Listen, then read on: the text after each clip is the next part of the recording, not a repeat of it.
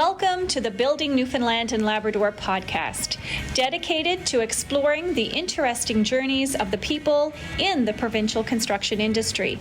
Presented by the Newfoundland and Labrador Construction Association, produced by Gale Force Winds. Join us as we chat with the inspirational individuals that ensure the continued growth of the construction industry and the province of Newfoundland and Labrador. To the Building Newfoundland and Labrador podcast. What a great time we're having here at Build Expo 2023. So much excitement right here on the trade show floor. I'm Alan Dale. With me as always, my good buddy Jerry Crew. Happy to be in these conversations. Why don't you go ahead and introduce yourself? Hey, I'm Tammy McCabe and I'm the Manager of Communications and Industry Relations with the Newfoundland and Labrador Construction Safety Association. You didn't always do that. What was your journey to get there? My journey to get there was as a health and safety professional. Actually, I got involved in the industry. I started off on an occupational health and safety committee, and by sitting on an occupational health and safety committee, kind of got a little bit of the bug. Was really interested in health and safety. I was doing my business degree at the time, planned to go into HR. Took an HR position that ended up turning into a safety position, and I had to start all of a sudden get myself up to speed. So doing courses, and I started then as a safety professional working with Construction Safety Association, teaching, and now I kind of take a look at some of the issues that are affecting the industry as a whole. So rather than being in the classroom as much, I'm working with some of our industry associations like the NLCA and some of the bigger issues that we're facing in construction. You know, health and safety in construction is vital. Right? It is vital, and there's been so much growth over the last 25 years. I mean, when our organization started, health and safety was about hard hats and boots. Right. I mean, that was health and safety. That was it. And now we're getting to a point where we're talking about mental health and, you know, a person's well-being and how we can help protect their mental health in the workplace. So I think we've come leaps and bounds. Right. So you solved all of those basic issues of making sure the right boots are on and the gloves and the hearing protection and hard hats, and now you're tweaking it, eh? I'd like to say we'd solved them all, but we're not quite there. Not there yet? We got lots of work still to do, but we've certainly recognized that there's a lot of other issues that are affecting the industry that need our attention, and it's time for us to start doing something about it as an industry. Now, I'm going to get back to the mental health thing a little bit further down this conversation, because I think it's an important one that we need to kind of explore a little bit more.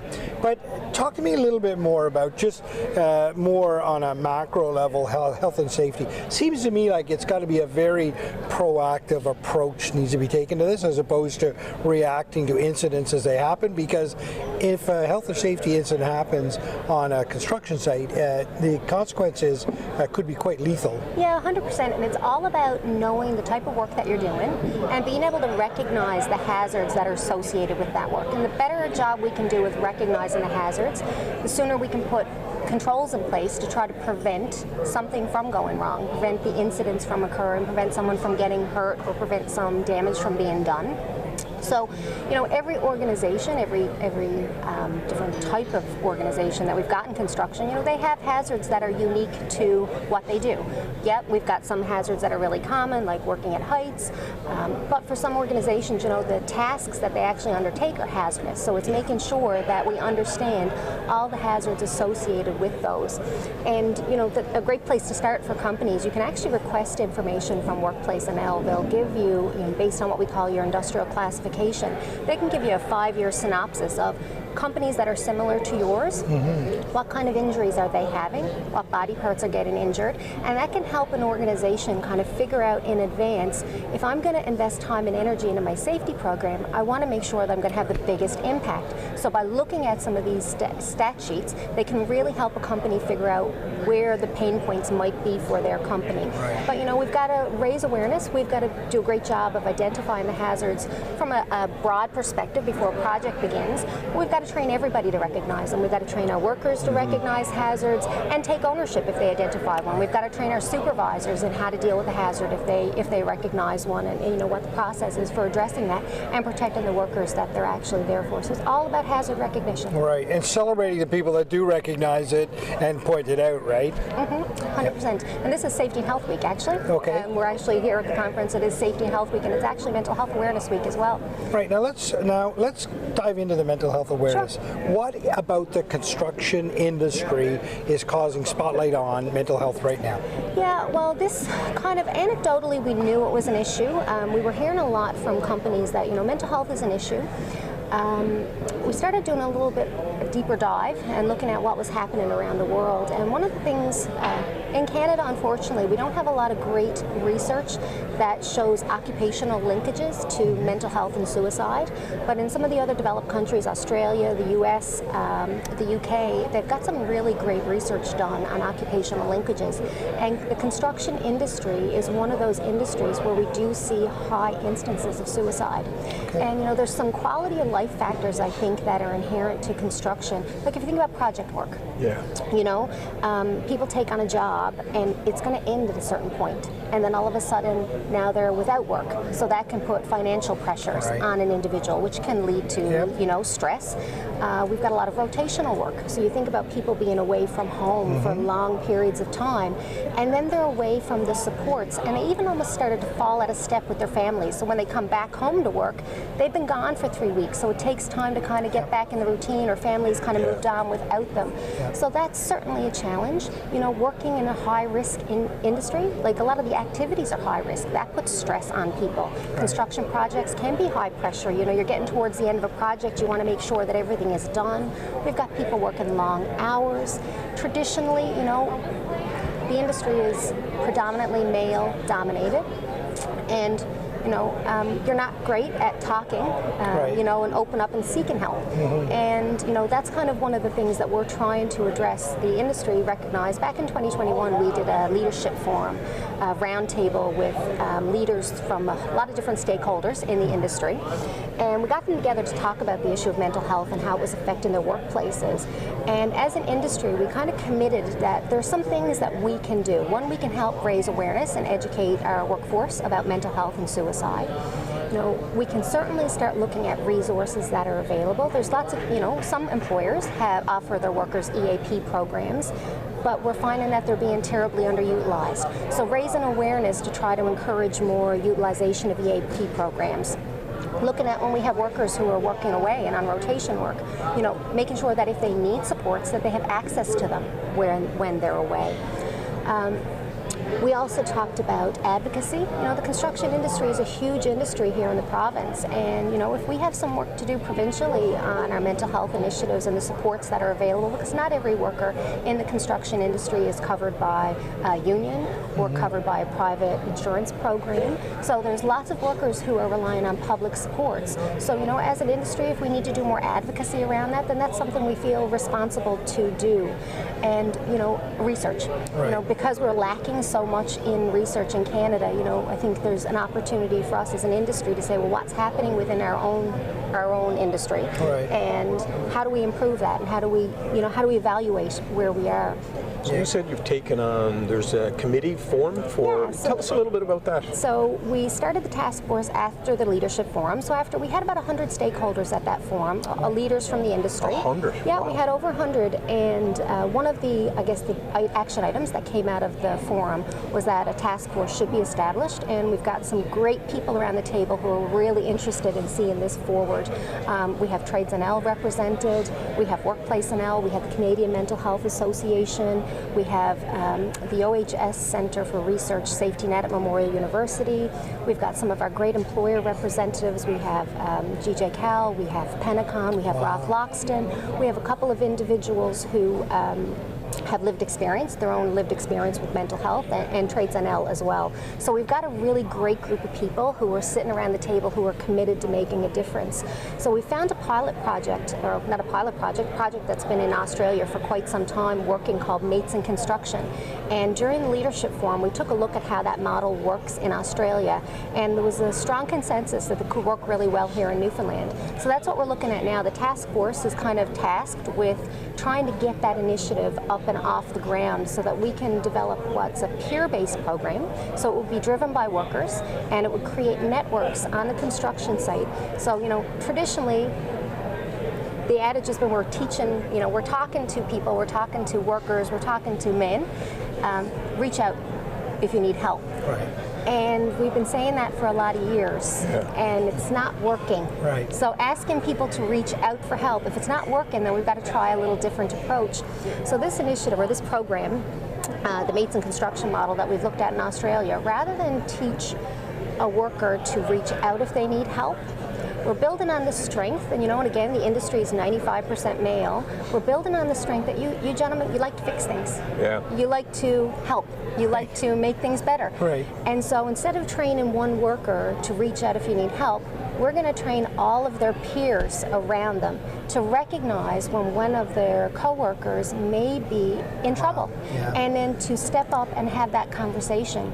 And so, there's some training programs that go along with this, and ultimately creating a network on that work site of peers who will help support each other.